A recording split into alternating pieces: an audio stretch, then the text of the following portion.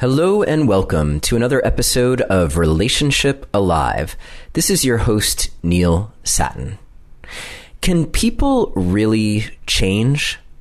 It's a question that usually doesn't matter much when a relationship begins, but as we get deeper into connection with another person, we start to notice all those things that maybe we wish were a little bit different, or we stumble across major things that have to change in order for our relationship to continue. In today's episode, we'll talk about whether or not people can really, truly change, and what to do when change seems required in order for your relationship to continue. In case you missed our last episode, episode 200, with Adrienne Marie Brown, talking about her new book, Pleasure Activism, definitely check that out when you have a chance. And I also wanted to announce that we are doing Relationship Alive Live again in October, on October 12th. It's a Saturday night here in Portland, Maine. And this time we are featuring John and Julie Gottman together. You'll get the opportunity to ask the world's top relationship experts your questions, as well as hear some tunes from an as-yet-to-be-determined musical guest. It'll be a powerful night, just like the last one, and seating is reserved. So visit neilsattin.com/live show to get more information and get your tickets. I'm also really excited to let you know that the beta version of my Secrets of Relationship Communication course is finally complete. For more information on how to get in on the beta group, if you're listening to this around now, which is August 2019, just start by downloading my free guide to my top 3 relationship communication secrets. These 3 simple tips will get you started on the path to deeper connection, no matter how complicated the topic. And once you get the guide, I'll follow up with information on how to get the full course. And if you're listening to this later than August 2019, just know that it may no longer be the beta. It may be the full-blown deal. So either way, it's a win for you. It takes a village to keep things going here at Relationship Alive headquarters, and I wanted to take just a quick moment to thank those of you who have recently supported the podcast with your donations. Jordan, Kent, Alana, Sarah, Deb, Mira, Joseph, Ruthanna, and Karen. Thank you all so much for your support. And if you are finding Relationship Alive to be helpful for you and those you love, please consider contributing whatever feels right for you. Every little bit counts. Just visit neilsattin.com/support or text the word support to the number 33444 and follow the instructions.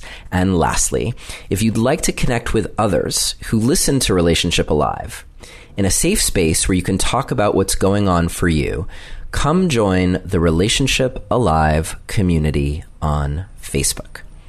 Okay, that's it. Let's get on with the show. This episode is happening in 2 parts. First, let's tackle whether or not people can really, truly change. It's a good question because we bump up against things in others or in ourselves all the time. And it's true, right? This is a question as much for ourselves as for other people. Because when we discover something about us that ain't so pretty or that doesn't really work well in relationship, it's helpful to know whether or not there's really any chance of it shifting. Especially if it feels like it's something that's been with you for a long time. So can you actually change? And can the others in your life actually change? Well, the evidence supports the evidence in my life and in the life of my clients and in empirically driven research that others like the Gottmans have done. Yes, people can change and relationships can change. It is possible. But let's get really clear about change and what kinds of change are possible and what kinds of change aren't possible. This is something that's particularly noticeable for me as a parent, because when my two kiddos, when each of them was born, they were who they are in many respects. When I look at either of them right now and I talk to them and interact with them and we hang out and we do our stuff, there's not much difference between who they are now at ages 10 and 12 and who they were literally when they were born, when I first started to feel their essence coming through. Which for me has been pretty amazing to experience, right? There's that whole nature versus nurture debate. And what I've come to discover is that while there is some nurture involved, and that's what, of course, we're going to be talking about in terms of whether or not we can change as adults, there is a whole lot of nature involved as well. And I think one of the biggest challenges has to be figuring out whether what you're dealing with in yourself or another person is something that is part of your nature or their nature, or if it's something that is adjustable. Because if you're working on changing something that is truly at the core of who you are or who another person is, you're going to have a really hard time changing it. So it's a question worth asking whenever you're dealing with changing something. Is this part of the core of my essence, the core of your essence, or is this just something that you've learned over time that needs to be changed? Or let's get even a little bit more refined about this question. Is this an aspect of your essence that's just being expressed in a certain way? And can it be expressed in a different way? You've probably heard me talk about on the show before about how almost everything we do, perhaps everything we do, is driven by our desire to satisfy our needs. And often we can think that our needs are happening at this relatively surface level.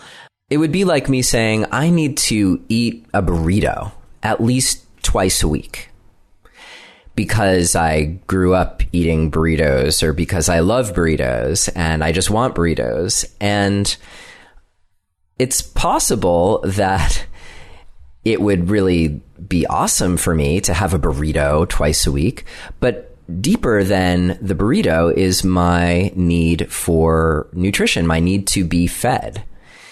And how I am fed and how healthy that is or isn't is probably a more important question than whether or not I'm getting a burrito. But it can be really easy to fixate on the burritos of our lives, those things that we think are so super important, when in reality, they may not be that crucial to your survival or to your survival, your thriving in life.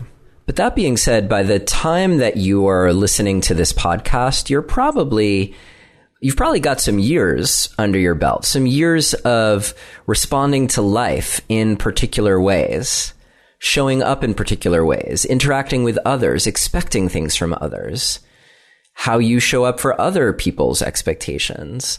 All of those things can become fairly well ingrained by the time you are an adult in relationships with other people and making your way in the world. The way I look at it is this. If there are things that we've learned in our lives in some fashion, and almost everything that we do is something that we've learned. Now, we learned it in response to getting our basic needs met, but it's something that we learned. Then those things can be changed. If it's something that you didn't do when you were 5, but you now do that you're 25 or 35 or 45 or 55, then you can change that thing. You can. And I see it all the time in my clients and in my own life. However, change isn't always easy. And there are some crucial ingredients that need to be addressed in order for change to actually happen. So when you're dealing with this question of whether or not you can change or whether or not someone important in your life is actually going to be able to change, there's a deeper level of questioning that you're going to need to do to know whether or not it's possible and to know how to proceed.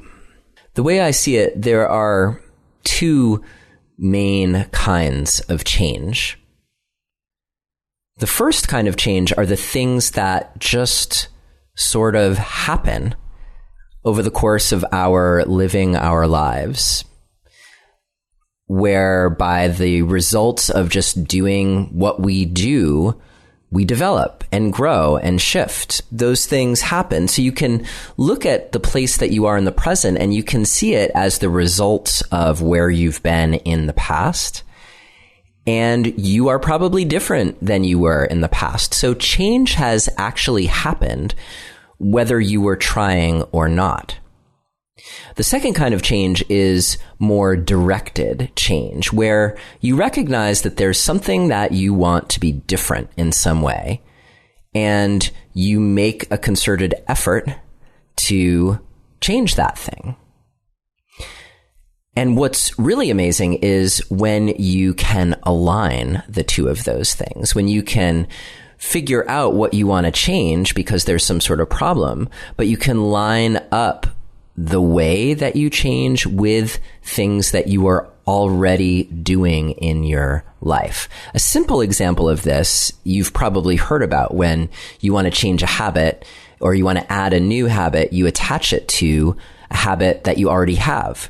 So for me, a kind of silly but important example of this relatively recently is I decided I wanted to develop the habit of flossing regularly. It's not that I never used to floss, but it's a little embarrassing to reveal that I didn't floss all that often. And honestly, now that I do floss all the time, I don't know how people manage to be around me. So I definitely recommend flossing regularly if you're not already doing it. But the way that I learned to floss regularly was to simply do it whenever I brushed my teeth at night. So, and I floss before I brush my teeth. That to me seems like the most hygienic way to go about it, though I know not everyone does it that way. So for me, when I go in to pick up my toothbrush at night, it started where I'd pick up my toothbrush and then I'd say, no, wait a minute, I'm going to floss. And I'd put my toothbrush down and I'd pick up the floss and I would floss.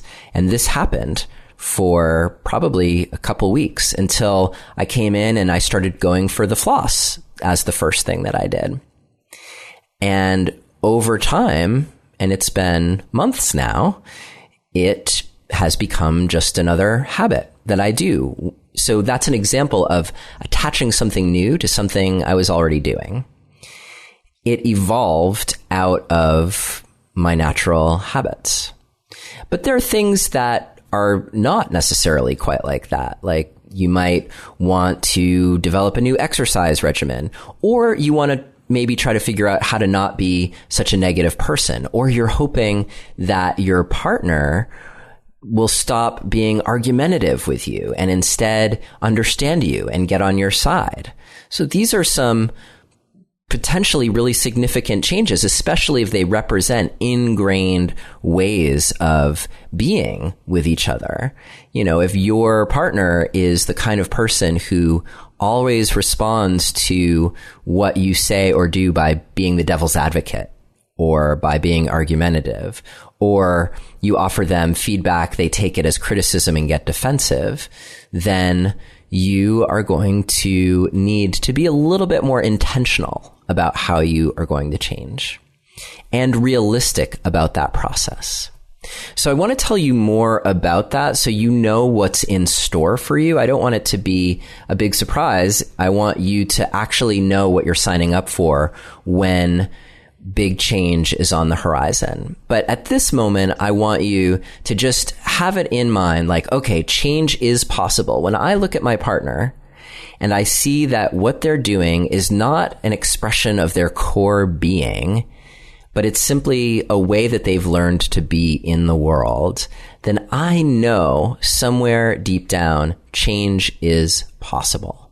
Now, of course, it would be a little presumptuous of me to say, okay, in this episode, we're going to cover exactly how you change. I mean, that's what the purpose of this whole podcast is. And you could probably take, at least a third of the podcasts out there, and you could devote your life to listening to how you're going to change. So we're not going to be able to cover everything, but there are some key points around change and just being in the right mindset for change that are super important for you. And we are going to cover those in a moment. But first, I'd like to talk about today's sponsors. Our first sponsor for today is Noemi, and they have a special offer for you as a Relationship Alive listener on their exquisite jewelry. Their pieces are made to last a lifetime, perfect for today, and an heirloom that your family will treasure far into the future. Noemi is handcrafted in the finest materials, reclaimed 18-karat gold, conflict-free stones, and lab-grown diamonds, and it's all priced as fairly as possible because they've eliminated the middle person. Also, they ship to you overnight for free so that you can try it on and have up to 60 days to return for free with a full refund. So trying something from their site to see how it feels and looks on you is completely risk-free. And as I mentioned, they have a special offer for you. Head to hellonoemi.com. That's the word hello followed by NOEMIE.com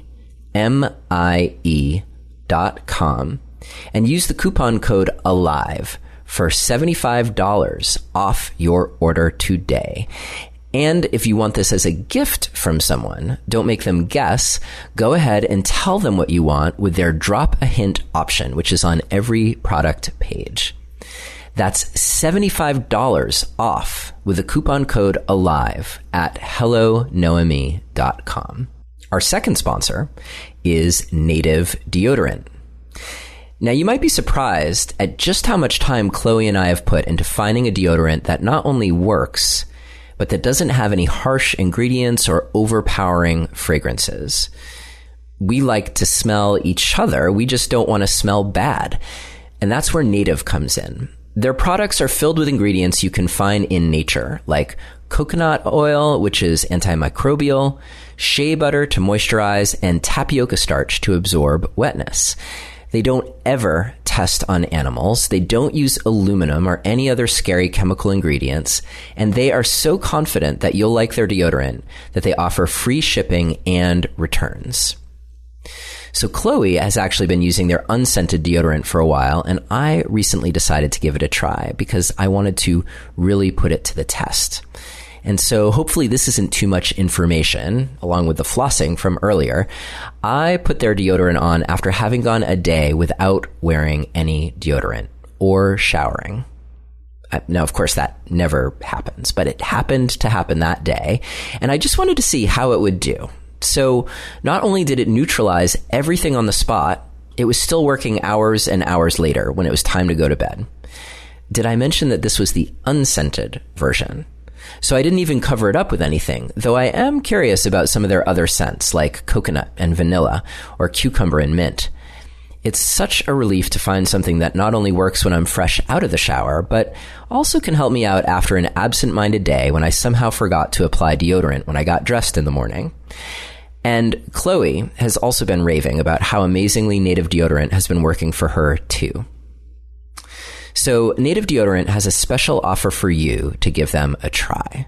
For 20% off your first purchase, visit nativedeodorant.com/alive and use the promo code ALIVE during checkout. That's 20% off your first purchase by visiting nativedeodorant.com/alive and using the promo code ALIVE during checkout. And thank you, Native and Noemi, for keeping us sweet smelling and well adorned and for your support of Relationship Alive. And now let's get back to some of the nitty-gritty about how to deal with whether or not change is actually possible for you or your partner in your relationship. Now, one important thing that I forgot to mention earlier is that we are constantly in a system. We are responding to being part of a system with the other people in our lives. So one important aspect of whether or not change can happen is, let's say you're looking for a change in your partner. The question is, how will your partner respond when you start changing? This is something that we've spoken about on the show before.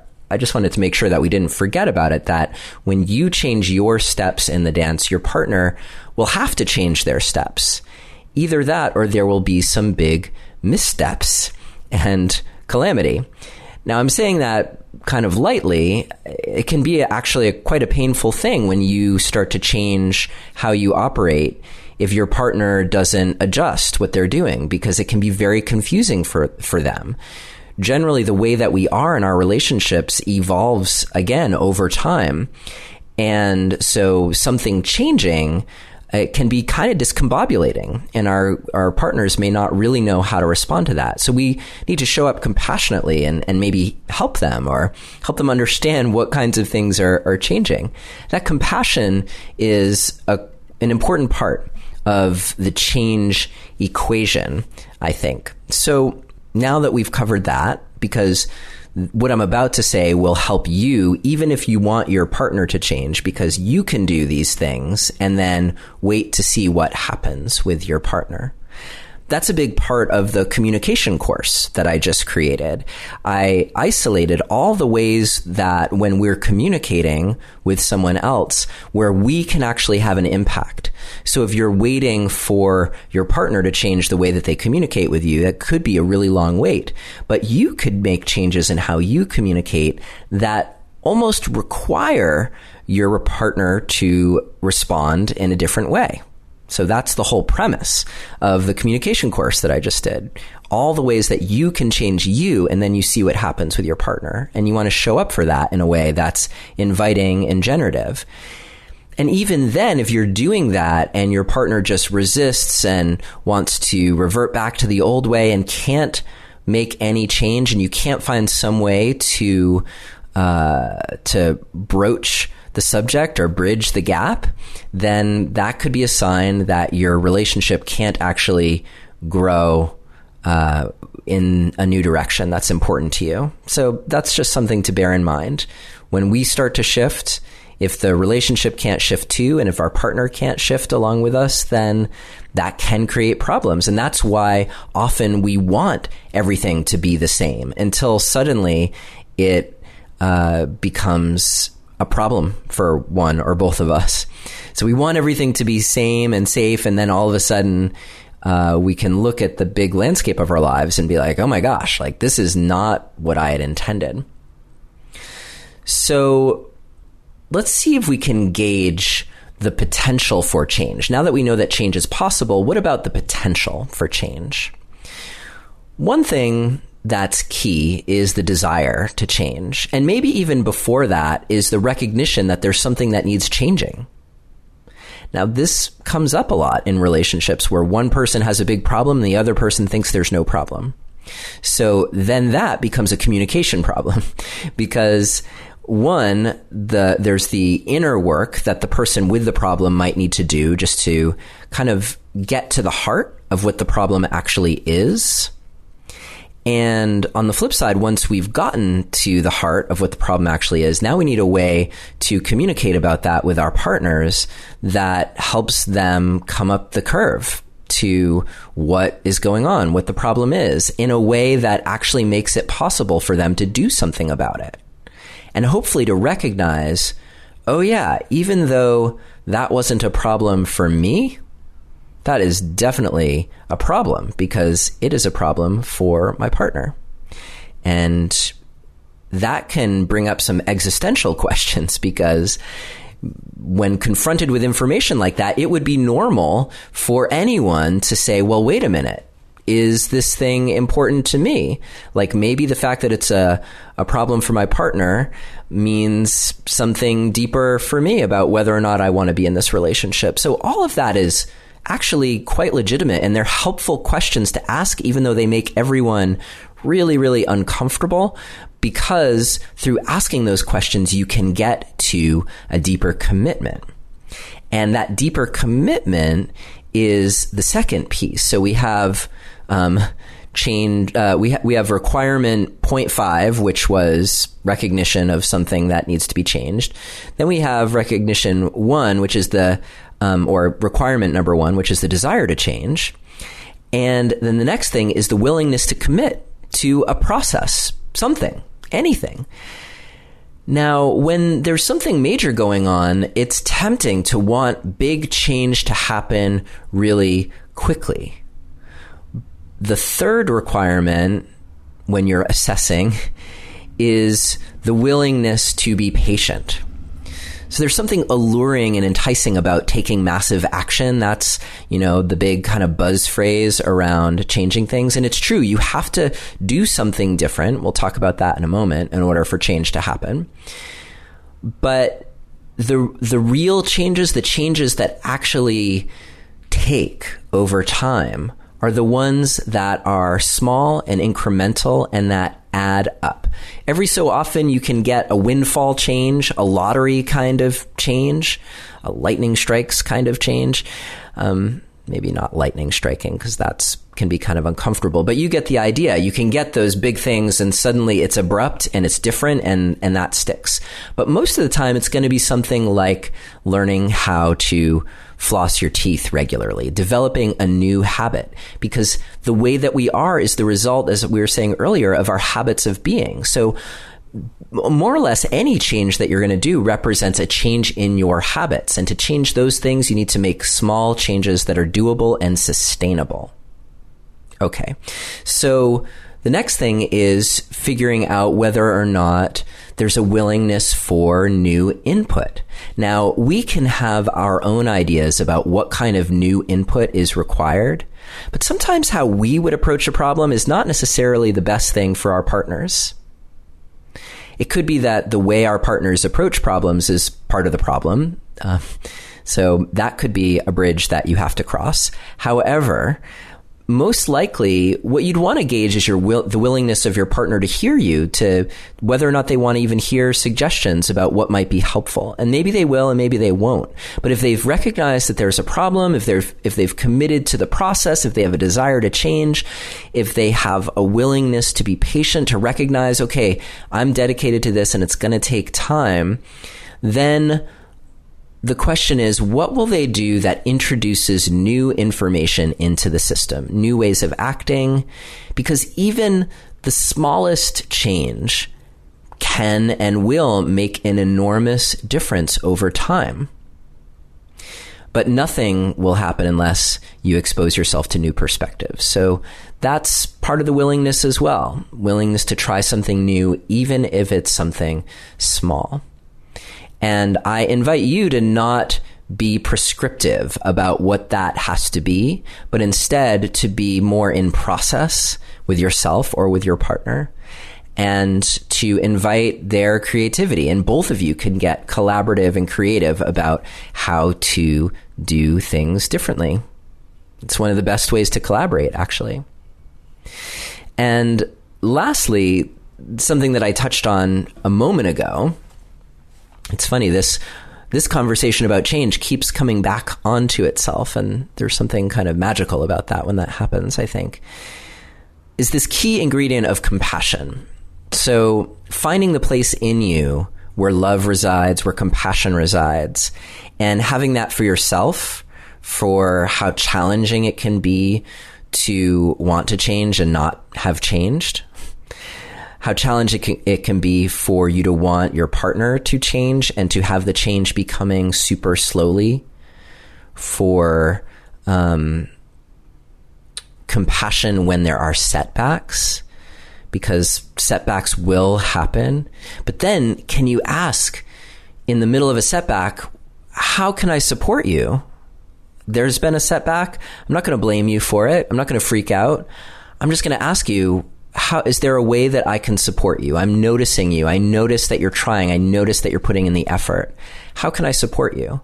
And hopefully responding that way for yourself and for your partner keeps you both engaged in the process, in that collaborative spirit.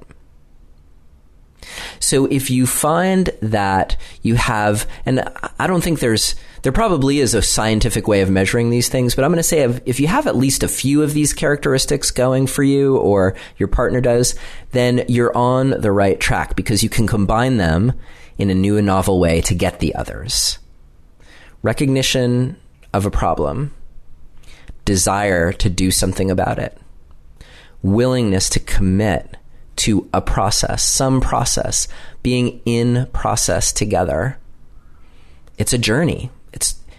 You can enjoy the destination when you get there, but then once you've gotten there, there's going to be another journey. So it helps to learn to enjoy and savor the journey, and to recognize that the challenges of the journey are all part of the process. How you show up and how your partner shows up for that, part of the process.